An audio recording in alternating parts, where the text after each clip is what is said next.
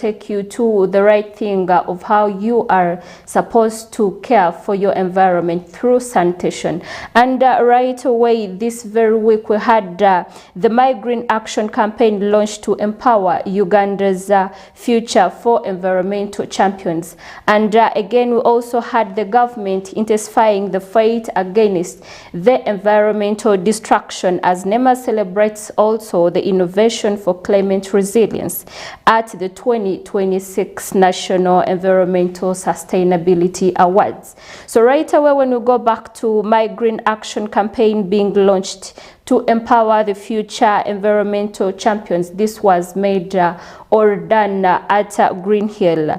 The Kampala Capital City Authority, which is the KCCA, has called upon Ugandans and businesses plus schools and communities to actively participate in protecting the environment following the launch, which was made on June 19th at Green Action campaign, which was at Chitante Hill. The campaign is being or was implemented by the Solutions for People in partnership with UNICEF Uganda and Roofings Limited with KCCA and Volcano Energy. It aimed to empower young people in 10 schools across Kampala and Wakiso districts to become environmental champions and practical action against climate change. Speaking at the launch, the KCCA Deputy Executive Director Benon Chigenyi emphasized that environmental protection is not the responsibility of the government alone, but requires collective action from every citizen. He noted that while Kampala faces many challenges, which are air pollution, and it remains one of the most serious but least discussed environmental threats affecting public health and quality of life in the city.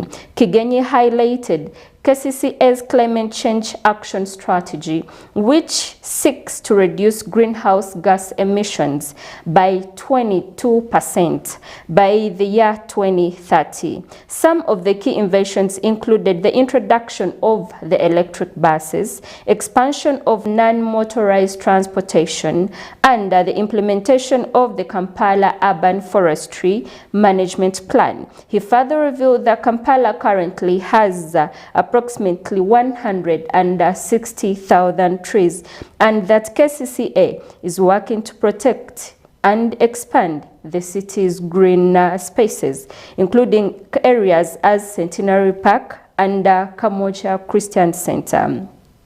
The campaign also received support from Uganda music star Moses Sali, that is Bebe Cool, and popular, and also urged schools and households to reduce dependency on charcoal and firewood to embrace cleaner energy. Going forward, we also had government intensifying the fight against environmental destruction, as NEMA also celebrated innovation for climate resilience at the 2026 Environmental Sustainability Awards.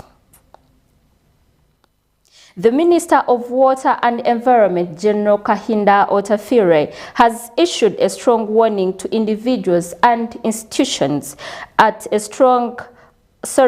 institutions involved in the destruction of Uganda's natural environment, saying continued degradation of wetlands, forests, rivers, and ecosystems poses a serious threat to the country's future. Speaking during the third edition of the National Environmental Sustainability Awards 2026, organized by the National Environmental Management Authority, which is NEMA, under the theme Innovation for Climate Resilience, the minister expressed concern that environment abuse continues despite significant progress made in ecosystem restoration across the country.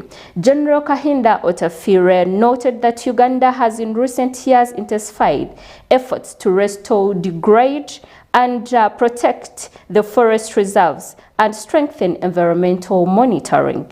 However, he warned that illegal activities such as wetland encroachment, deforestation, and mining and irregular developments continue undermine these achievements. The minister emphasized the environmental conservation is no longer a choice, but a necessity for Uganda's social and economic survival. He expanded that wetlands play a very critical role in controlling floods, filtering water, and supporting biodiversity, plus protecting communities from effects of environmental destruction. We as TV1, we know that this warning from the minister comes at a time when Uganda is experiencing increasing environmental pressure from rapid urbanization, wetland encroachment and deforestation, plus climate change. Many of the floods we see in Kampala and other urban areas are linked to deforestation of wetlands and naturally absorb excess water. Similarly, the loss of forests contributes to rising temperatures, unpredictable rainfall patterns, and soil erosion.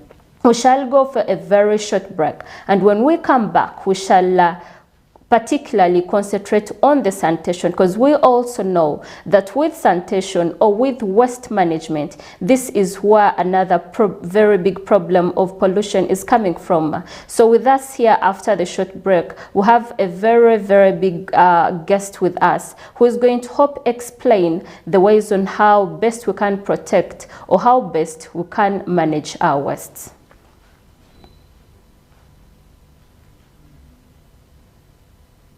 And Go green. Small actions today for a greener tomorrow. A clean environment begins with us. Go Green is the program dedicated to inspiring communities to protect nature, promote proper sanitation, and build a healthier, greener future for everyone. Discover practical ideas on waste management, environmental conservation, tree planting, and community sanitation. Because when we respect nature, nature sustains us in return. Let's work together to keep our surroundings clean, safe and green for generations to come. Every Sunday, 3 p.m. only on TV1. Go Green. Small actions today for a greener tomorrow.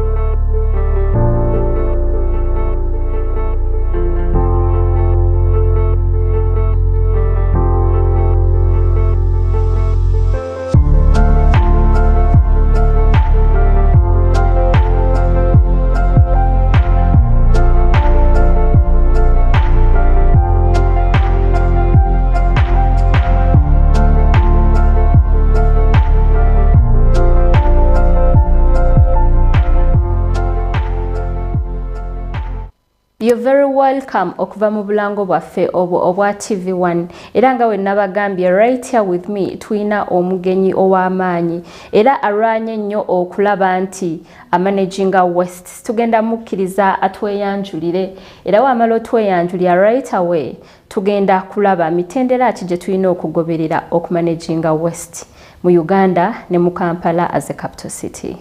Tusanyusa okulaba ssebo. Thank you very much, moderator. Amanya Seroda Paul Chimera, nkola ne company ya Green Hope Uganda Limited. Tukunganya bisaaniko okuva mu bantu oba tukola garbage collection and transportation services at individuals and institutions. So tusangibwa Kasangati Town Council mu Wakiso District. Tuli bamukisa okubeera ku program eno nga weri nti Go Green campaign atenga ne company gyenkolera bagita Green Hope Uganda Limited. Era tuli bamukisa okubeera nti ekintu kino ekikwatagane kasasiro nga ffe abamukunganya okuva mu bantu oba mu bitundu ebyenjawulo Kampala, Kira ne Kasangati okutwalira awamu. Tulina omukisa nti landfill yali mu kibuga ky'e Kasangati oba mu Kasangati Town Council, that is Kiteezi, yafuna obuzibu gye buvuddeko naye obuzibu obwo obwaliwo mu 2024 mwezi gwalinga gwa munana nga 10 lunaku lwali lwa Saturday. So twafuna enjege eyo oba that kind of incident abantu abawerako nga 36 ne bafiiramu. Kiki ekyaleetera okufa okwo kye ngenda okwogerako mu programu eno nti enkwata ya kasasiro embi eyeetaaga obuvunaanyizibwa buli muntu bwe yandibadde atwala okusookera ddala ku mutendera ogutandikirwako, kubanga biseera bisinga abantu balowooza nti kasasiro kintu kibi, so kirabikanga ekibi n'ekisobola okufuuka ekyomugaso senga okikutte bulungi. Mwami Paul, okusalamu katono nnyo wetuddayo akatono ku kiteezi. Abantu bangi bafiirwa obulamu, abantu bangi bafiirwa amaka, era abantu bangi bafiirwa ssente zaabwe ne businesses zaabwe. Era mwenga abakwasaganya enkwata y'akasasiro wetukitwala nti mu Central Region muno, mwakkiriza olowooza kyajja kitya okusanga nti abantu babeera kumpi ne kasasiro, era nga before nga tebannabeera kumpi ne kasasiro tewaliiwo mateeka agafuga ne gagamba omuntu talina kubeera kumpi ne kasasiro ne dangers esobola okugiramu ne baba nga abantu basobola obba protectinga? Thank you so much, moderator. Kibuuzo nkyaniriza kirungi. Ekyamazima amateeka weegali, naye geetaaga kwongera kusomesebwa. Amateeka malungi agakwasaganya ebyakasasiro. Tulina etteeka oba regulation ya 2020 nga tonnakola kirala kyonna wandibadde ebintu by'oyitanga kasasiro obisunsula oba obiteeka mu mitendera egy'enjawulo. Etteeka kiri kyobadde oga nti tewaliiwo ngeri gye bakugira bantu kujja. Ekyamazima ettaka lyagula oba we libadde oyiika ziwera nga 30 nga zaakusobola kuteekebwa mu bisaaniiko ebyo. Naye enkwata embi gye muyita nti no kasasiro kintu tekisobola kubeera kasasiro okutuusa nga gwe nannyini kyo okisudde. Ate gwe kyoyita kasasiro ewuwo ewange kiyinza okuba nga kya mugaso nga nja kikolamu ebintu eby'enjawulo kireme kubeera kasasiro nga bw'obadde okiyise. Naye ekintu kyonna buli lw'okikoowa kye kifuuka kasasiro. So mu Africa tulina obuzibu oba mu Uganda nti disposing of our property si kintu kyangu. Omuntu yeetumako ebisasiro wadde aba takyayagala bikozesa n'abeera n'agamba ebyo bintu byange, ebyo bintu byange. So tulina okuyiga enkola y'okudisposinga off. Amateeka agannema weegali, Public Health Act weeri. So amateeka go malungi naye abantu tebagamanyi. Yensonga lwaki olaba nti omuntu akwata bubi ebisasiro n'agamba bino ebisasiro oba abigattagatta. Yoko mu bigattagatta kitegeeza nti bifuuka kasasiro, bibeera contaminated. Then bifuuka contaminated tojja kusobola bikozesa, tebisobola kuvaamu kintu kirala kya mugaso. Ekyokulabirako tulina abaana be tuyita waste speakers bagenda ne balonda obucupa ne babutunda ne bajjamu ssente. Kyokka obucupa bwe bumu babukwata ne baburecyclinga ne bakolamu ebintu ebipya. Mwami Paul, nga tetunnagenda eyo, oyogedde ku ky'ensonga y'amateeka. Nsaba ntwala omukisa guno okuyita buli muntu kinnoomu ebweru eyo, aba government officials, aba media n'abantu abalala bagezeeko maybe okutambuza enjiri ey'amateeka, kubanga at the end of the day fe abantu fe ababeera affected. So amateeka maybe abagatwala bwe baba nga basobola okulwana ne bamakinga sure nti gateereddwa mu nkola oba ne baga-enforcing omuzungu wakiyita, kiba kitegeeza maybe kijja kuyamba ne ku bantu okumanya nti wano waliwo etteeka kino kanneme kola ki kaneme kikola. Kintwala direct ku kibuuzo ekirala Mwami Paul wogambidde muyina ekintu kye muyita waste sorting, okusortinga kasasiro nga tetunnadda ku kintu kirala kyonna. So nsaba obuulira abatulaba ba viewers baffe aba TV1 nsortinga ki oba ngeri ki gye tulina okusootinga kasasiro ono ne tumanya nti ono wa mugaso nti ono si waki nti ono si wa mugaso oba naasobola okunyamba oba no tasobola kunyamba nga tetunnatuuka mufuula kasasiro nga woogambye. Yes, sebo. Thank you very much, Santal, moderator. Ekisooka kantandikira oba wali nti kasasiro yalimu emitendera ena. Ekisooka gwe wennyini amukozesa obuvunaanyizibwa 100 ku 100 nga bw'oleeta omwana ku nsi n'obuvunaanyizibwa omuyonsa omuweerera omutwalako mu ddwaliro gwa atandika ne kasasiro gwe mutendera ogusooka. Akantu ako nsaba otunule director mu kamera okaddiremu abantu abatuwuliriza. Njagala mbagambe ekigambo kino kye bayita kasasiro gwakireeta ku nsi gw'otandikirwako ensonga eyo eya kasasiro oba gwa mu manufacturinga gw'omu generatinga. Tewaliwo omuntu mulala yenna akwatibwako kasasiro okusinziira ku mateeka agaliwo n'okusinziira ani akozesa kasasiro kubanga waliwo principle entuufu nti the generator or the generator pays. Gwa generating ekintu ekyo gwo kisasulira. Tewaliwo omuntu mulala yenna alina kuyambako kukikola kukisasulira. Omuntu owokubiri yandibadde gavumenti. Ti gavumenti ejja neteekawo ebifo ebiri gazetted wa otuyinza okuteeka ebintu ebyo ebitulemu okukozesa. Oyo muntu yandibadde owokubiri. So omuntu yandiyingiddemu awo ng'owokusatu zibayita local governments.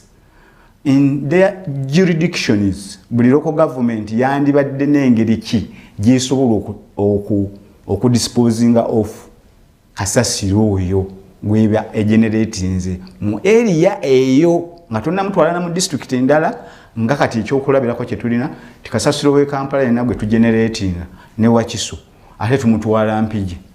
Etteeka ligamba anti wandibadde oteekawo how you can manage your waste in your jurisdictions. Awo wennyini w'omukoledde olina okukola ki wandibadde osalya amagezi oba emitendera n'omukolako. Omuntu asembayo owokuna beffe yenze n'amakampuni agali ebweru ey'amalala ba service provider. Nti service provider ono ajja mu kintu ng'azze kukola ekisooka service, ekyokubiri guba mulimu ku side ye, ekyokusatu kyandibadde nti raw material oyo gwaba afunye awewo amudivertinga ati amutwalira factory ki esobola omuteekako omutindo asobola okubeera reuse.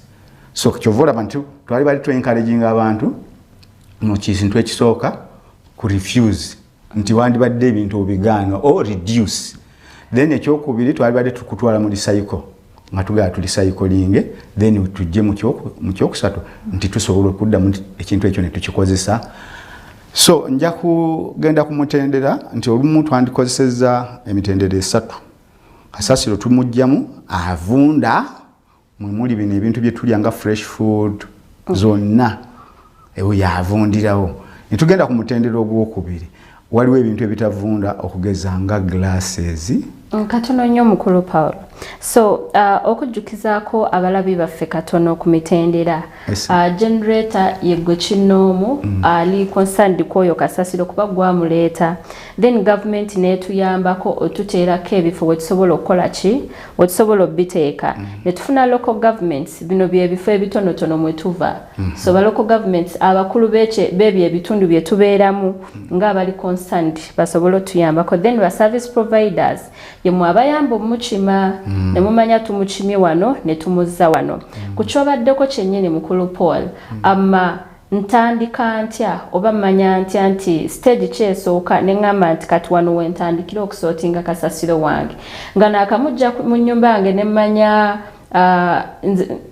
mpaasa ebikuta bya watermelon oba gundi ennaanansi oba mpaasa emmere nina okubeera n'ewaka ewange ne mmanya nina drums 2 oba ebiveera 2 nti ebivunda mbitadde wano n'ebyatika mbitadde wano.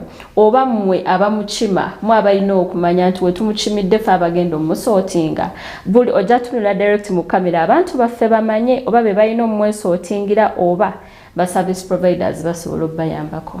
Neyanziza nnyo neyanzeege kibuuzo kirungi abatulaba abawuliriza program ene ya Go Green campaign ekyamazima gwafulumya kasasiro gw'olina omuteeka mu mitendera esatu egisookerwako gisobola okuba n'ena oba etaano naye katukozesa esatu egisooka nti gwo omugeneratinze era gw'olina omutwawulira sorting waste at source awo wennyini actually kifo ekituufu ekirimu okusunsula kasasiro kyantandikidde mu ffumbiro nti effumbiro eryo woofumbira emmere santala watandikidde okukwata kasasiro noga kati nsaze bivunda nobiteeka mu container naye evunda ola mukulu Paul kati ffe nga ffe abapangisa nze nja kusasula rent wange nga nsasuliddeko ne kasasiro era nga nze omulimu gwange mmanyi kuba abarentals abasinga batuteerawo bidrums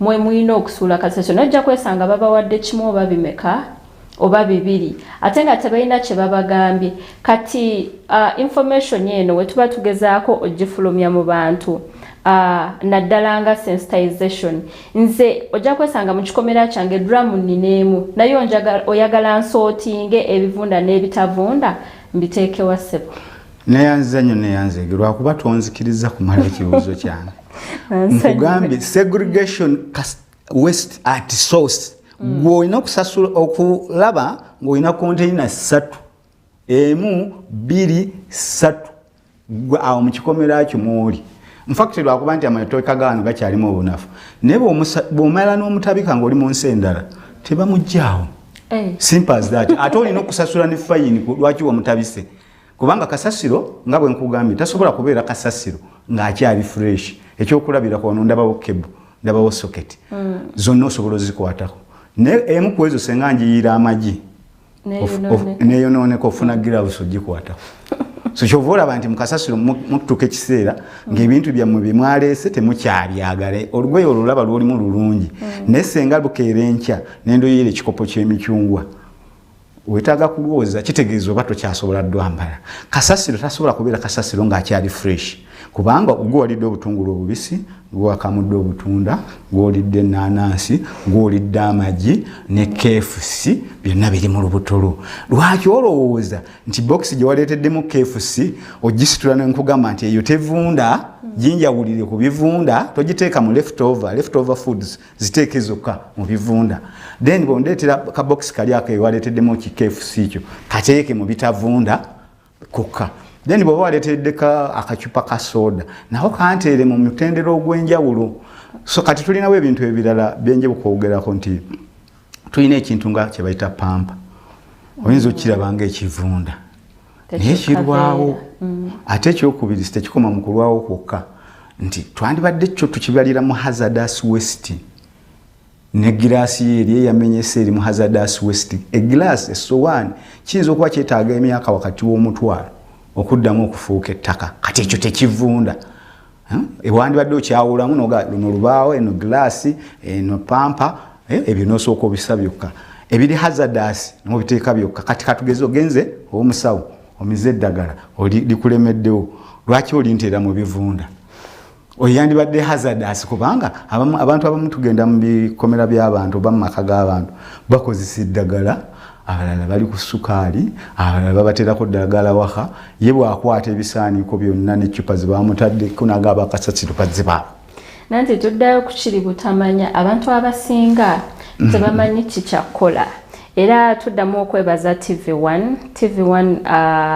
thank you so much okulaba nti information eno tusobola ogipushinga netukola ki netugituusa mu communities kubanga abantu abasinga challenge gye bayina buli woobeera nga tomanyi kyakkola nga kiri kyenkugambye nze nja kurentinga ennyumba yange bampadde ekidramu kimu nange kuba nsasula sente zensasula mwe balina basasulamu aba service providers abagenda omukima so nze njamanya ntadde wali mbasasudde sente zange bakole ki basootinge naye bwe tufulumya information yono ne tumanya ba house owners ba business owners buli nyumba maybe bateekewo bins nga 2 oba 3 ate bateekewo ne notes ba service providers mujja tuyambako abali ebwereeyo bateekewo notes maybe nga ogambye hazardous waste ebivunda ebitavunda so that n'omuntu waba asuula amanye n'ekirala bateekawo fine ku kyamateeka ogakola ki ogafuula so strict bateekawo fine bagamba oba kukwata ng'osuulamu n'ekitavunda ng'olina kiteeka muno ojja sasula a certain amount of money maybe kyandikoze eki kyandituyambyeko so njagala oddemu ogezeeko okuyita ba service providers banno n'okupushinga information eno tuyambiddwa tutya abantu ne bamanya through the service providers this time government nga weeyamba kuba government yeetaddewo amateeka nennammwe ba service providers ne mumanya kuba mujjukira kati tuba tubamenya ffe abasuula kasasiro ne tumusuula obubi nennammwe we mwenfoosinga amateeka ne mugamba wensanga musuddewo emutimba sijja bitwala oba ne mu bintu awo ne muteekawo bunnotise okuyamba ku bantu maybe olowooza kyandiyambyeko neyanza nnyo neyanzeege kibuuzo ekyo kirungi ekyamazima okusomesa kukyetaagisa nnyo era kwetaaga oba tukuse ku primary schools ebeere amanga the syllabus ministry of education kubanga abaana bammwe nabo kifuuse kizibu ba future leaders abo abaana bammwe ab'enkyabo kizibu olw'ensonga bo balowooza nti kasasiro waliwo factory oba emukola enkwata ya kasasiro mbi okuva awaka mu maka gammwe awo nti bo abaana balowooza nti ekisajja kya kasasiro kikyo kizze mami the garbage guy has come kati ye yennyini omwana wo yennyini gw'olina okutandikirako okuyigiriza yensonga lwaki ndowooza nti ne syllabus kyandibaddeko manyi amasomero agamu galinayo bwe buyita environmental committees ezitalina function environmental clubs babulineeyo naye tebuli function bulungi kubanga tebamanyi kyakkola nti omwana abanga akutte kasasiro ono yali mwawuddemu mutendera ki akaveera akateekewa ate abaana bamu olwokuba lwaki njogera nnyo ku baana bamu aba future leaders tebamanyi nti balina n'okuweera ennyumba tebamanyi tibi balina okukwata ebisaanike bwe babitwawuliremu bulungi ffe tujje tubipiiking our job is to come and pick the sorted garbage gwe gwomaze okukyusakyusa mu mitendera egy'enjawulo ffe gwe twandize netumupiikinga netumutwala netumudivertinga ekyo kyandibonyeza incident endala okubeerawo nga kiteezi kubanga kasasiro bw'oba omwawudde tasobola kujjula mu nsi nga Japan Australia zisinga okubeera ennyonjo mami mugamba nti Japan wayonjo tosobola kulaba kasasiro omwana ono omuto bamutendeka okuva olubereberye ng'akimanyi era bw'akiraba ng'okisudde yakijjawo mbwangu obutagambika actually mu nsi ezo ez'amaanyi bateekawo ne kasente balina zi machines ng'osuulayo boto oba n'osuula ki ng'ojjayo akasente so ekyo tuyinza okituukako through sensitization nga tugenda educating abantu mu bitundu ebyenjawulo kati nga Go Green campaign eno program nungi nnyo olw'ensonga nti eyambyeko oba ejja kuyambako okusobola okutuusa mu community butya bw'enaasobola okusensitizinga kuba sensitization omuntu agamba nze naalibadde nkikola naye simanyi bwe bakikola naye kati ndi wano ku TV leero nkugambye kasasiro mwawulemu emitendera waakiri 3 ogusooka bye bintu bino ebivunda ennyo oguddako bye bino ebintu bye tulowooza nti tebivunda naye nga biyinza okuddamu nebibeera recyclable kati biri ebivunda tutegedde bijja vunda naye nabyo babirecyclinga ne bino ebikaluba ebirwawo nabyo babirecyclinga biri ebye bayita hazardous bye twandibadde tutwalanga enakasongole eyo wala mu bibira nga tubijja okumpi kubanga byo biri ki bijja tuleetera obulabe mu bulamu bwaffe obwa bulijjo mukulu Paul obudde ndaba buli mutugoba speed so njagala oweeyo ba viewers baffe obugambo bwo obulungi obusembayo ku ngeri ki gye balina okuprotectinga oba okumanya nti munange kasasiro tumuprotectinze tutya oba ba service providers baffe tubayambyeko wetuti obusembayo ne kuba future oyogedde kuba future champions aba the next generation bebana abato whereby tusobola otambula through schools era guno omulanga nguyisaawo through TV1 through schools universities bano n'abaana abato government senge esobola okuvaayo neyambako munange fenga TV1 tuli ready okusobola okukola ki okupushinga era twebaza omwami ono Paul azze n'agamba kaakole kikatwegatteko tulwanire. So aba viewers baffe bawa bugambo bw'obusembayo mukulu Paul. Banyabo ne bassebo abawuliriza abaana abato abakulu mwenna mbakubira omulanga guno eno environment yaffe ffenna naali kusabye nti nga bw'otalina nnyo kyogula ku mukka gwossa wandisaza amagezi omukka gwossa ne gubeera mulamu kubanga batusobola ku segregatinga kasasiro at source kitegeeza ogenda na kussa omukka omubi. So olw'okuba nti omukka tetulina factories gukole gwe tukozesa tufeeyo nnyo okulaba nti kasasiro tumukwata bulungi alime tukolera mukka mubi gwe tunassa. Mu nsi ezimu basasuzaayo ssente z'okussa omukka oba ez'okulabirira omukka. Ye guba musolo balina bwe baguyita naye nga bakakuteerawo era okasasula nti omuntu oyo asasula omusolo environment ebeere clean bagicleaninge nga omukka omubi tegukola ki tegututukako. Kati n'obugambo obwo munnange nze nja kukubiriza buli muntu afulumya kasasiro obuvunaanyizibwa 100 ku 100 okumutusootingira okumukwata obulungi service provider waanajjira okumutwala gy'alina omutwala ng'omuteeseteese mu mitendera 3 era ng'omuteeseteese bulungi. Segregation waste at source, sorting your waste at source. So kiri muteeka. Thank you so much mukulu Paul. Tubadde basanyufu nnyo okubeera naawe ku mpewo zaffe eza TV1 era nga twongera obajjukiza ffe nga TV1 tubeerawo wano buli lwa Sunday okuva ku ssaawa 9 paka ssaawa 10 tubeerawo tugezeeko obasensitizinga ngeri ki gy'osobola okuprotectinga n'okulabirira environment yo kubanga we tubagamba environment oba mother earth etuwa omukka gwe tussa n'etuwa n'emmere n'etuprotectinga n'etulwanira naye ffe ne tugirwanyisa tugyonoone oba tugispoilinge. So mbadde Chantal Esther Komugisa for your host of this Go Green show on TV1. Good evening.